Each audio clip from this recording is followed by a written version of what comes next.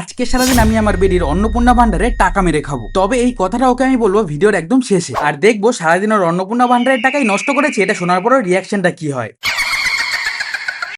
এই একটা দারুণ লুচির দোকানে খোঁজ পেয়েছি, জানো, চলো খেয়ে আসি। লুচি তো আমার তেমন একটা ভালো লাগে না, কিন্তু চলো, তাও তুমি বলছো যখন খেয়ে আসি।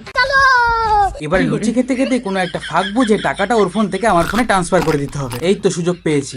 তুমি ওদিকে হাতটা ধো আর আমি এদিকে তোমার ফোন পে থেকে টাকাটা দিয়ে দিই। এই লুচি খেয়ে গাটা কেমন গোলাচ্ছে, চলো একটা কোল্ড ড্রিঙ্কস খেয়ে আসি। খাও খাও, দিন শেষে যখন বুঝতে পারবে টাকাটা কোথা থেকে গেল তখন মাথাটা না ঘোরালেই হয়। এবারে রাতের খাবার খেতে আমরা পাড়ি দিয়েছিলাম কলকাতায়। ওই মানে নমস্কার কলকাতায় আর কি। দেন আমরা ওখানে গিয়ে খাবার শুরু করলাম আর ভাবলাম খেতে খেতে এই চ্যালেঞ্জের কথাটা ওকে জানিয়ে দিই নাকি। এই জানো, তোমার জন্য একটা সারপ্রাইজ আছে। কি গো? তোমার ফোন পেটা একবার খুলে দেখো। কেন?